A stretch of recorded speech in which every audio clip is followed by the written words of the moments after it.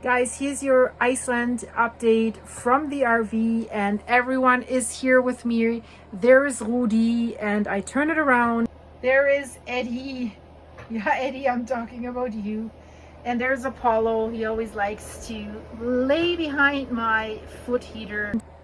Yeah, guys, we're all here. Quick update. I want to show you the color codes of the volcano that the Icelandic Meteorological Office is releasing. And so you see when the eruption started, it has changed to red on November 20th. And then since then, it has been changed to orange, and it has remained orange since the end of November. And now there's some news from the eruption. I told you in my last video, the land underneath Svartsengi is rising again.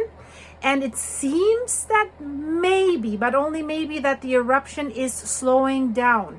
And we will hear from Thorvaldur Thorvaldsson again. He has given an interview with the Icelandic newspaper MBL, and it's quite interesting what he's saying there. So I thought I'll give you this quick update because something interesting in what he says. He basically says magma is flowing directly into the crater, the magma that is coming from the deeper lying magma reservoir. So it's basically flowing through the magma chamber, through the shallow magma chamber, right into the eruption site.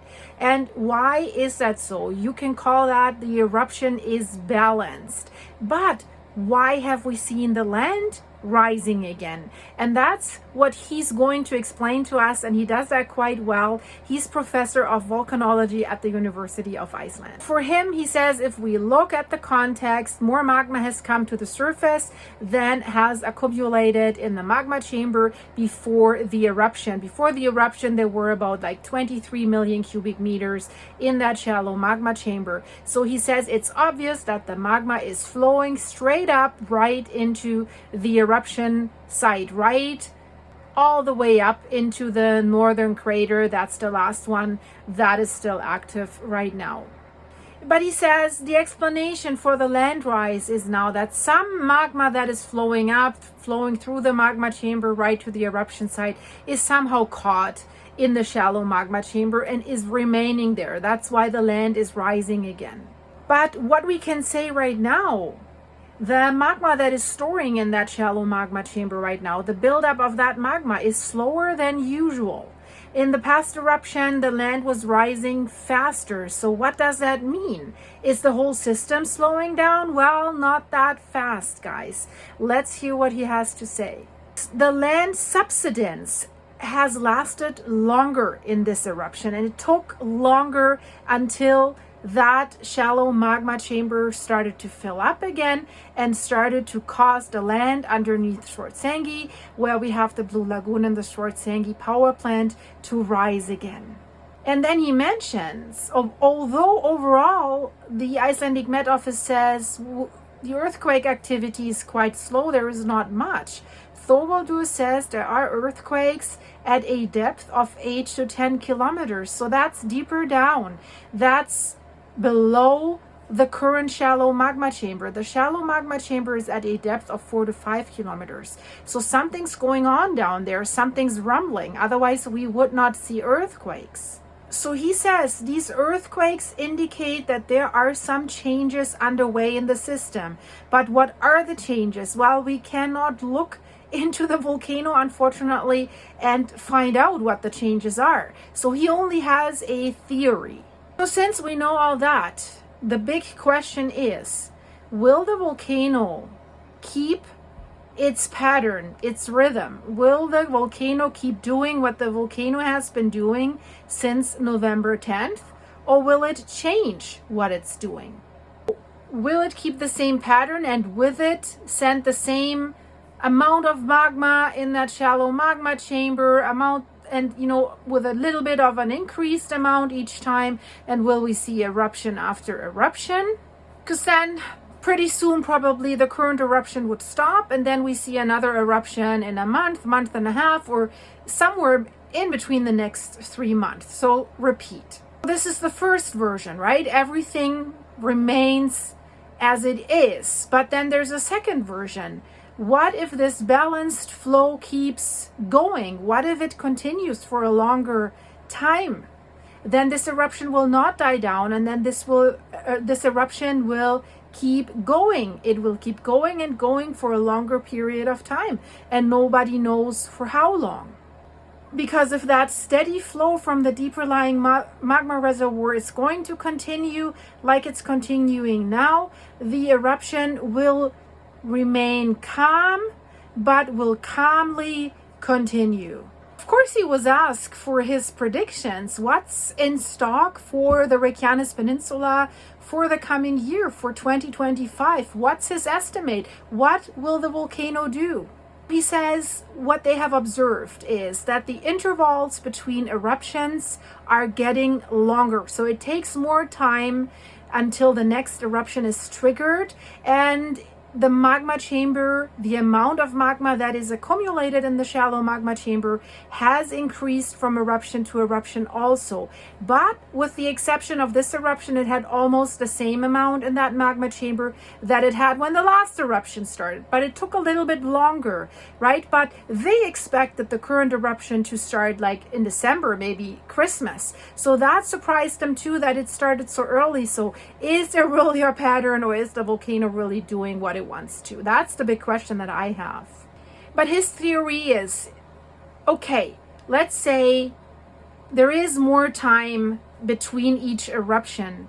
Does that mean that the flow from the deeper magma reservoir is slowly decreasing? Is it dying down? Is there less coming? That's why it's taking longer. But on the other hand, well, the magma chamber needs to be filled a little bit more to trigger the next one, because there's still a little bit of elasticity. The magma chamber can still expand a little bit more. So is that really a relation with the flow? It remains to be seen, right? So he believes there has been some indication in the direction that the flow from the deeper magma reservoir into the shallow chamber is in fact decreasing.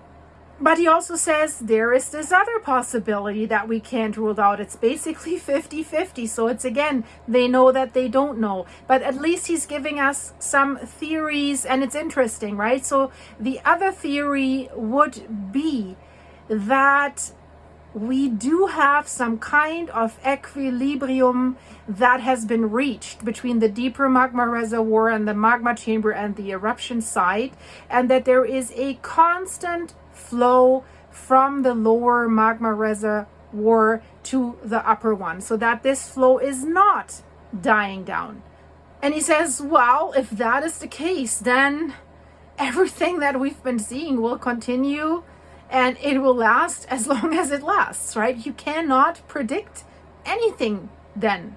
So how do you prepare for that? I guess they have to wait and see, because they say they can only protect the infrastructure for so long, and they're not sure how long the defense walls will hold. And if you look at the pictures, how high that black lava carpet reaches the defense walls already, it's basically the same height. So they need to work on increasing it again, because they said one more eruption in the wrong spot, lava flows over the existing lava carpets, and then you're creating a lower spot. And many of you have pointed that out as well, and that is really true with Svartsengi and also Grindavik. If you have these defense walls that keep the lava from coming in, but these lava carpets are building up, they're building up to heights of 8, 16 meters, 30 meters, or even higher in some areas. So the land is lifting up, the height of the land is increasing widespread. And unfortunately, in these areas that are around the Blue Lagoon, the Svartsengi power plant, and Grindavik. So now Svartsengi already is a low spot. So should there be another breach, do you see he's sleeping, he's moving his paw? That's so cute. Okay, I'm getting carried away. So should there be another breach of the defense wall in Svartsengi, it's flowing downhill, and then it will reach the infrastructure very, very fast. That's why the engineers are saying 1 or 2 eruptions that are in a spot that would send the lava flow towards Svartsengi and Grindavik, and that could be it. That's why it's very important to at least estimate what this eruption might do and what the next eruptions might do. And they're still busy preparing for the next eruptions, working on the fence walls and stuff like this. And the same could happen for Grindavik. Grindavik has been lucky in this eruption that it has been north enough, northern enough, that it didn't send the lava flow to the south. It sent the lava flow mainly to the west in the early days of the eruptions. Now it's sending it more to the southeast towards Fagradalsfjall, so that's not a risk right now. And the lava is also only progressing very, very slowly at the moment, so there's also no further risk. And he's always falling asleep when I talk, so he's really not interested in volcanoes, it seems. So guys, the other one's asleep as well. By the way, he's just knocked out. Thank you so much for watching, guys. You know why I'm in an RV. If you don't, check out my playlist, RV travel to save my dog's life, to save Apollo's life. We're here for cancer treatment, for radiation treatment. And thank you so much, guys, for helping me out with this vet bill. Thank you so much for sending me the coffees and the supers. And if you want to continue to help out, yeah, I'm grateful. Please do so. Go to my buymeacoffee.com website /silky. Here's the QR code, and buy us a coffee. It really, really helps towards Apollo's vet bill because it's horrendous. So thanks so much for that, guys, and I see you soon in the next one. There's something interesting coming out very soon. I hope that I'll get it done tonight about Italy, so stay tuned. And in the meantime, check out the videos here in the end screen. Thank you, guys. Bye-bye.